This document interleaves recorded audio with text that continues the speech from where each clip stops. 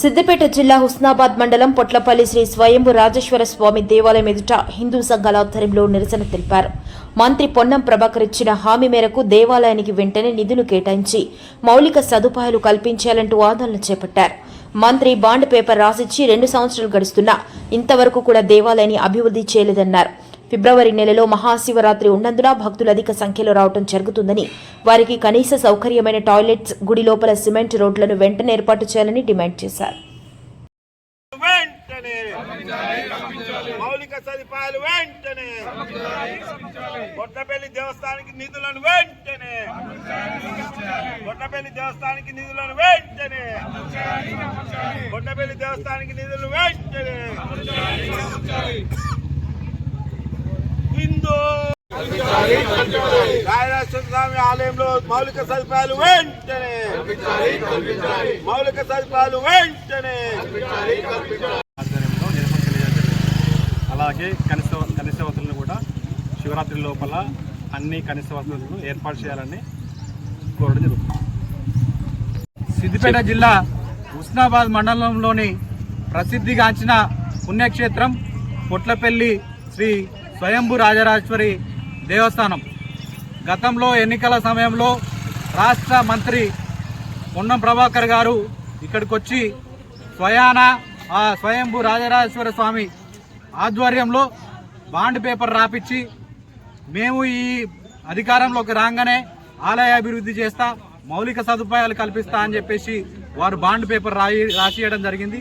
దాంట్లో భాగంగానే ఈరోజు హిందూ వాహిని అలాగే హిందూ సంఘాల ఆధ్వర్యంలో ఈరోజు మరి వారు ఇచ్చిన హామీ ఏదైతే వారు ఈ మౌలిక సదుపాయాలు కల్పిస్తా అని చెప్పి వారు హామీ ఇచ్చిర్రో, ఆలయ అభివృద్ధి చేస్తా అని చెప్పి హామీ ఇచ్చిర్రో, వారికి గుర్తు చేయడానికి నిరసనగా ఈరోజు మరి స్వయంభు రాజరాజేశ్వర స్వామి ఆలయం ముందట మరి హిందూ సంఘాల ఆధ్వర్యంలో మరి నిరసన తెలపడం జరిగింది. ఈ రకంగా మరి వారు ఏదైతే హామీ ఇచ్చిర్రో ఆ హామీని తెలియబరుస్తూ మరి ఫిబ్రవరిలో మరి మహాశివరాత్రి వస్తుంది కనుక మరి వెంటనే వారు ఏదైతే అభివృద్ధి పనులకు అభివృద్ధి చేసి మౌలిక సదుపాయాలను కల్పిస్తా అని చెప్పేసి వారు అన్నారో ఆ హామీని మరి ఆ స్వామి సాక్షిగా నిలబెట్టుకోవాలని చెప్పేసి మరొకసారి మరి మంత్రి పొన్నం ప్రభాకర్ గారికి తెలియజేస్తా ఉన్నాం, విన్నవిస్తా ఉన్నాం. మరి ఇక్కడ మహాశివరాత్రి కనుక పెద్ద ఎత్తున ఊర్ల పొంటి దాదాపు ఒక 100 గ్రామాల నుంచి ఇక్కడికి భక్తులు విచ్చేయడం జరుగుతూ ఉన్నది. మరి వాళ్లకు సౌకర్యార్థం కనీసం టాయిలెట్లు లేని పరిస్థితి, నీటి సౌకర్యం లేని పరిస్థితి ఇక్కడ దాపురించి ఉన్నది. కాబట్టి పెద్ద ఎత్తున భక్తులు విచ్చేస్తారు. కాబట్టి వాళ్లకు అనుగుణంగా వాళ్ళ సౌకర్యాలకు అనుగుణంగా ఈ సౌకర్యాలన్నీ మెరుగుపరచాలి, అభివృద్ధి చేయాలని చెప్పేసి ఈ సందర్భంగా మేము ప్రభుత్వాన్ని విన్నవిస్తా ఉన్నాం. గత ఎమ్మెల్యే మరి ఈ ఆలయ అభివృద్ధికి పూనుకుంటా నేను చేస్తా అని చెప్పేసి ఇంతవరకు గోపురం కట్టియలేని పరిస్థితి, దీన స్థితిలో ఈరోజు కొట్టపల్లి దేవస్థానం ఉన్నదనడానికి మీరు చూడొచ్చు. అక్కడ ముందట గోపురమే రెడీ కాలే ఇంతవరకు. మరి షెడ్ వేస్తా అన్నాడు.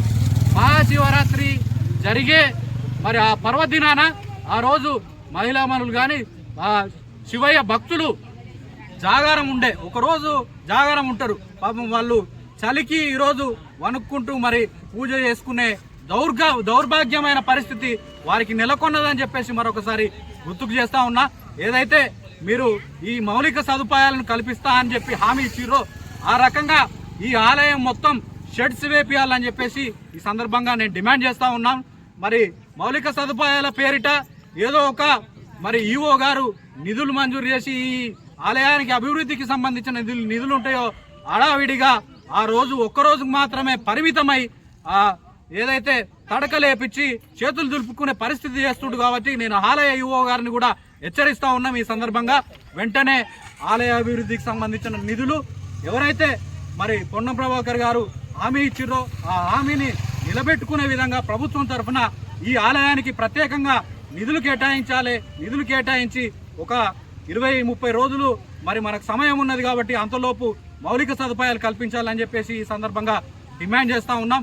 ఒకవేళ కనుక మీరు ఈ పద్ధతులైనా కొనసాగుతా హిందువుల మరి దేవాలయ పైన కక్షపూరిత చర్యలు చూపిస్తా అంటే మేము ఖచ్చితంగా మీ పైన ఏదైతే మీరు మీ ఆధ్వర్యంలో ఇది నడుస్తూ ఉన్నదో దాన్ని మేము ఖచ్చితంగా ఖండిస్తాం. మీ దగ్గరకు వచ్చి నిరసన తెలుపుతామని చెప్పేసి ఈ సందర్భంగా ప్రభుత్వాన్ని, మంత్రి పొన్నం ప్రభాకర్ గారిని హెచ్చరిస్తూ ఉన్నాం. వెంటనే మరి ఆలయాభివృద్ధి పనులకు పూనుకోవాలని చెప్పేసి ఈ సందర్భంగా డిమాండ్ చేస్తూ ఉన్నాం. శాసనసభ్యునిగా ఎన్నికై 2 సంవత్సరాలు గడుస్తున్నా ఎన్నికల్లో భాగంగా ఆ రోజున పుట్లపల్లి దేవస్థానానికి వచ్చి ఈ రోజు ఉన్నటువంటి మంత్రివర్యులు, శాసనసభ్యులు బాండ్ పేపర్ మీద ఇదైతే ఆలయాన్ని మొత్తం కూడా నేను పూర్తి చేస్తా, అన్ని సౌకర్యాలు కల్పిస్తా, భక్తులకు ఎలాంటి ఇబ్బంది లేకుండా చేస్తానని చెప్పి 2 సంవత్సరాలు గడుస్తున్న 2 గజాల అభివృద్ధి పని కూడా చేయలేకపోవడం, ఈ 2 సంవత్సరాల నుండి కూడా స్వయంభూ రాజేశ్వర స్వామికి ఎంతో ఆదాయం వస్తున్నది. ఆదాయాన్ని మింగుతున్నారు, మింగే విధంగా పనులు చేస్తున్నారు తప్పితే కానీ అభివృద్ధి చేసే పనుల్లో పూర్తిగా మంత్రి గారు కానీ ఈవో కానీ పూర్తిగా వైఫల్యం చెందిండ్రు. దానికి నిరసనగానే మేము ఈరోజు హిందూ సంఘాల ఆధ్వర్యంలో RSS హిందూ వాహిని ఆధ్వర్యంలో పెద్ద ఎత్తున ధర్నా కూడా చేసినాం, నిరసన కార్యక్రమం కూడా చేసినాం. రాబోయే మహాశివరాత్రి ఫిబ్రవరి 15లోగా ఏదైతే భక్తుల సౌకర్యార్థం టాయిలెట్స్ కానీ, తర్వాత లోపల సిమెంట్ రోడ్లు కానీ, మీద షెడ్లు కానీ వెంటనే కట్టించి భక్తులకు పూర్తి స్థాయి సౌకర్యం కల్పించాలనేదే మా ఉద్దేశం కాదు, తప్పకుండా చేయాలి. లేకపోతే అలాంటి చేయని పక్షంలో మీరు పూర్తిగా కూడా రాజీనామా చేస్తే కూడా మాకేం బాధ లేదు.